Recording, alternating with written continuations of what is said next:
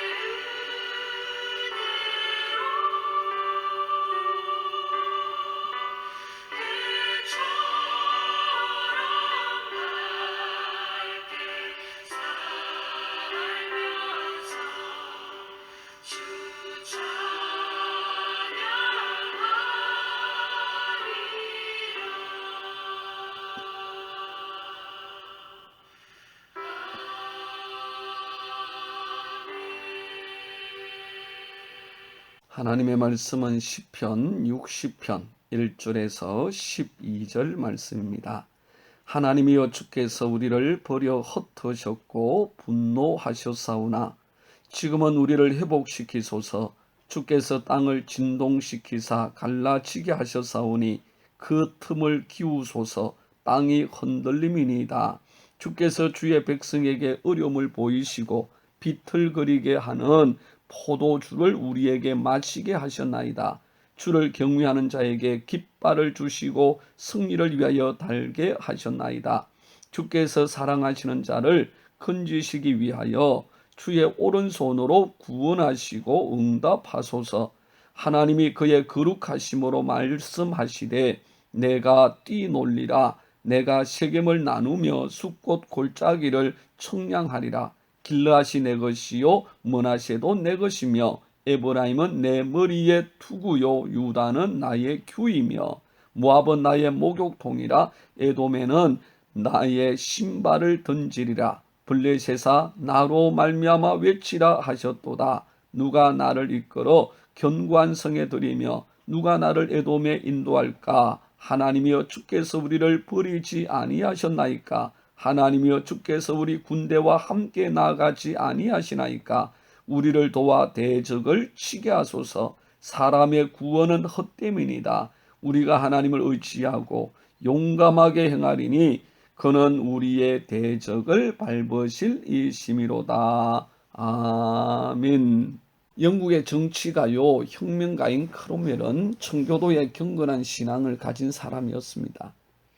그는 한때 메이플라워를 타고 미국으로 가지 못한 것을 후회하기도 했는데 17세 되던 해에 캠브리지 대학에 입학을 하였고 수학과 지리에 흥미가 있었을 뿐만 아니라 축구도 참 잘했습니다. 그런데 아버지가 세상을 떠나면서 학업을 더 이상 계속할 수 없는 형편이 되어졌고 고향으로 돌아온 뒤에 그는 무엇을 해야 할지 몰라 한동안 방황을 했습니다. 그러던 중에 재산을 다 정리하여 런던에 가 있기도 했죠. 공부를 계속하려 했지만 그것도 더 이상 마음에 큰 만족이 되지 못합니다. 그리고는 다시 고향으로 내려가 농사 짓는 일에 온 힘을 쏟습니다. 농사를 지으면서 밤에는 농민들을 모아놓고 전도와 성경 공부를 시키는 일을 했습니다. 1628년 이 크로멜은 고향 사람들의 투표로 영국 하원 의원으로 뽑혀서 정치가의 길로 들어섰습니다. 정치가가 된 크로멜은 이것이 하나님의 뜻인 것을 알았고 당시 영국의 악한 왕정을 바로잡는 것이 그가 해야 할 사명임을 깨닫습니다. 그는 혁명을 일으켜서 찰스 1세를 제거한 후에 공화정을 실시합니다. 사람의 생각과 하나님의 생각이 다를 때가 많습니다. 크로멜이 청교도들과 함께 미국으로 건너가지 못한 것을 후회한 반면 하나님은 그를 계속 영국에 남겨두어서 할 일을 하게 하심같이 때때로 사람의 생각과 하나님의 생각이 다를 수 있다는 거예요.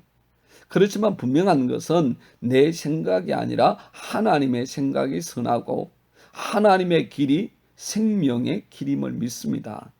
그러므로 내 생각과 내 길대로의 삶이 아니라 하나님의 뜻대로 하나님의 길과 하나님의 생각대로 열려지는 삶을 살 수 있도록 기도하는 성도가 되어야겠습니다.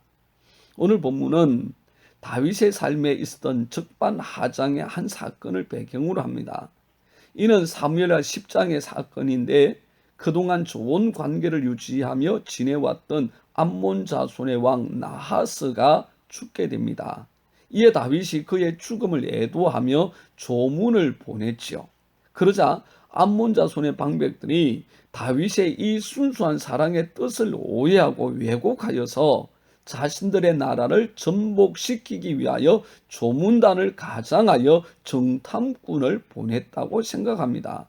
그리고는 다윗의 조문단을 붙잡아 그들의 수염을 절반을 깎아버리고 그들의 의복을 중동 볼기까지 잘라서 돌려보냅니다.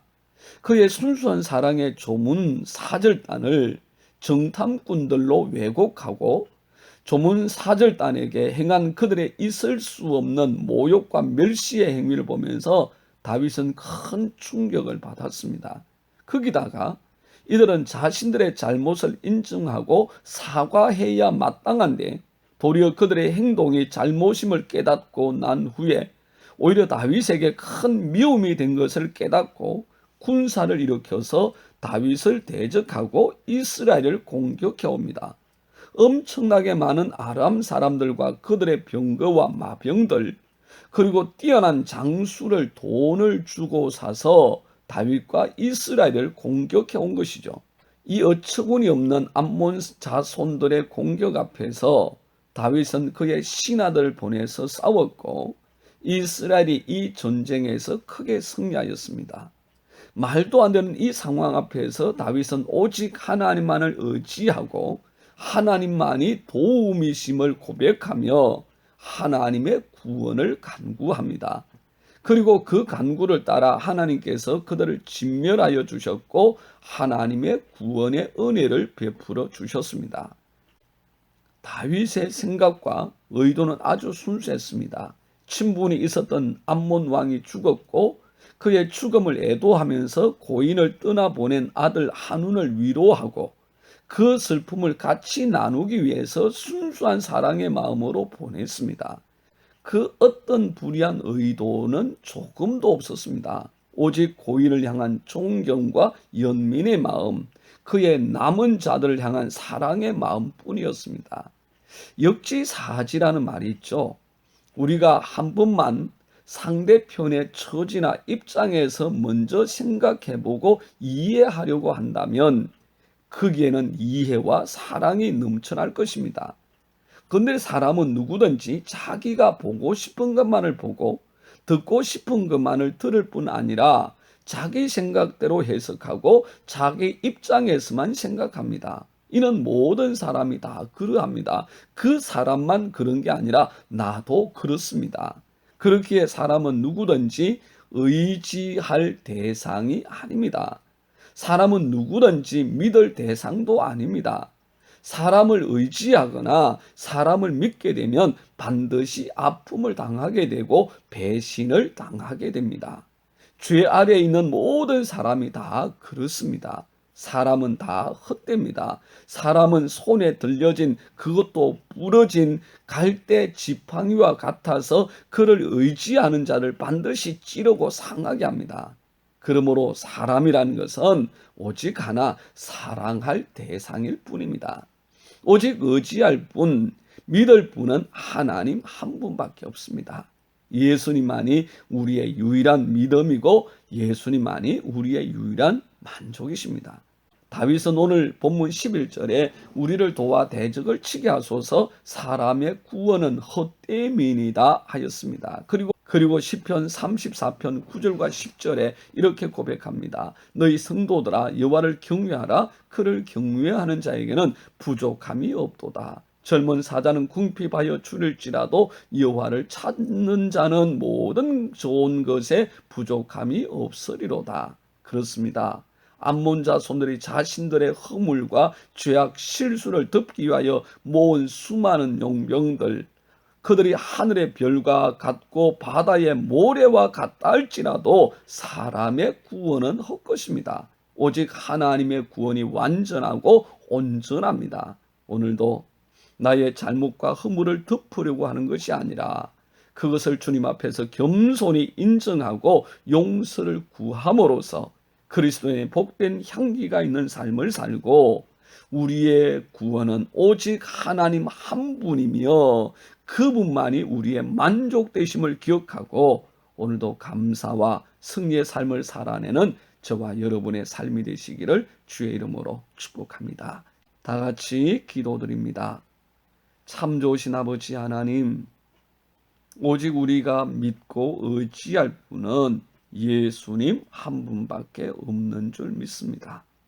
우리가 사람을 의지하고 사람을 신뢰하고 사람을 믿으려고 하는 이 마음을 주님 주장하여 주셔서 믿는 것이 아니라, 의지하는 것이 아니라 사람은 사랑할 존재임을 알게 하여 주시고 오직 예수님 한 분만을 의지하고 믿는 믿음을 더하여 주옵소서. 오늘도 하나님, 우리의 허물과 죄악들은 낱낱이 인정하고 고백하며 사죄하고 회개할 수 있는 은혜를 더하여 주옵시고, 덮는 것이 아니라 주님 앞에 고백하고 용서를 구할 수 있는 그리스도인의 삶을 살게 하옵소서. 예수님 이름으로 기도드리옵나이다. 아멘. 함께하는 기도 제목입니다. 첫 번째, 하나님, 나의 허물과 잘못을 기꺼이 인정하고 용서를 구할 수 있는 믿음을 주옵소서. 두 번째, 하나님, 다른 사람의 허물과 잘못을 진정으로 용서해 주는 삶이 되게 하옵소서. 세 번째, 하나님, 오직 하나님 한 분만을 의지하고 믿음으로 승리의 삶을 살아가게 하옵소서. 오늘도 예수님 이름으로 승리하시기를 축복합니다. 사랑합니다.